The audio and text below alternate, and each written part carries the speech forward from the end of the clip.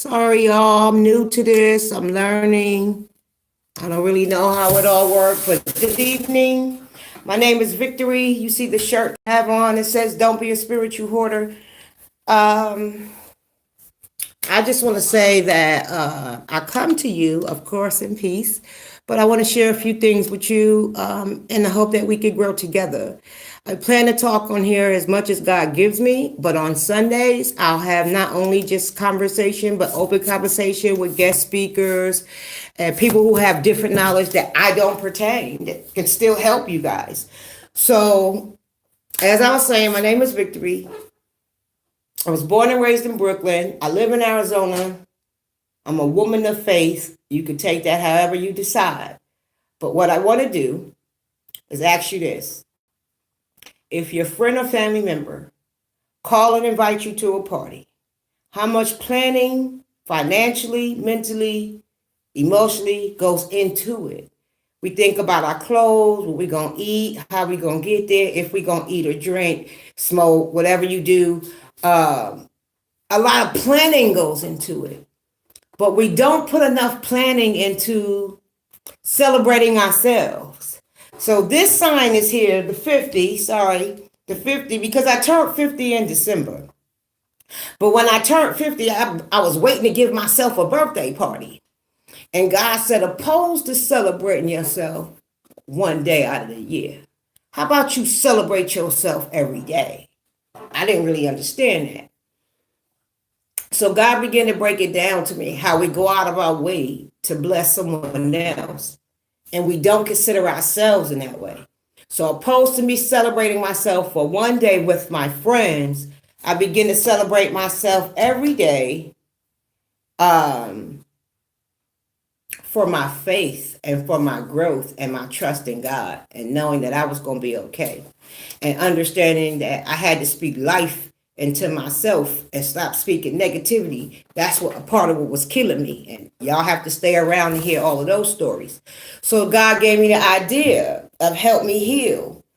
And I realized I was broken in a lot of areas. And it came from my spirit was starving. Let me explain. We get up, we wash these little raggedy bodies, we go to the doctor, we take vitamins, we work out, we do for the body. But then when life throws something at you, you wonder why you're getting beat up. It's because your spirit is emaciated. Let me explain for those who's probably unsure. You have to feed your spirit on a daily basis. And you have to be careful where you get your information from. So it is imperative that you learn not only who God is, but how does God sound.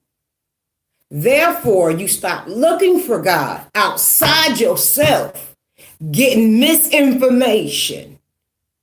Because had I listened to a pastor I had in 2000 be dead or he didn't understand why I didn't want to go through procedures because they kept saying I had cancer. I told him I don't have that.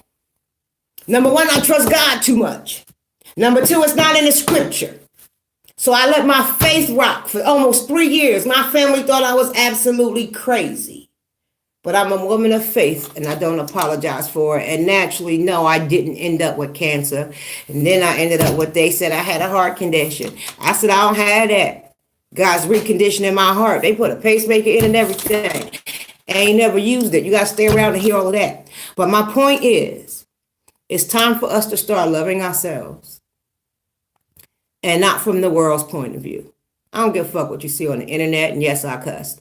That ain't your worth. I don't care what you see on TV. I don't care what your local rapper says. I don't care what your local singer says. I don't care what the media says. God said you have great value. We are kings and queens, and we need to start carrying ourselves accordingly, but we don't, because we put more energy into loving someone else than to loving ourselves and taking care of ourselves, mind, body, and spirit.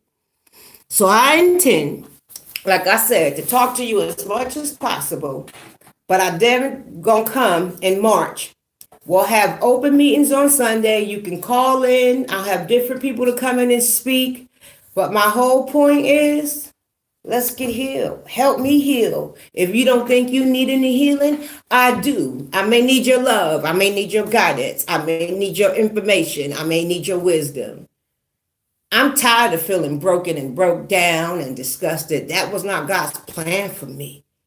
So I promise you, through celebrating myself for 50 days, I have fell in love with myself in a way I can't explain. And more importantly, I'm deeper in love with God. So I'm challenging everybody to please join me for this 50-day challenge of celebrating yourself. I ain't sure how this works, but inbox me, message me, let me know you joining, and I'll complete your days with you. I won't finish until the last person is finished because it's pertinent. I love you. I appreciate you. You have great value.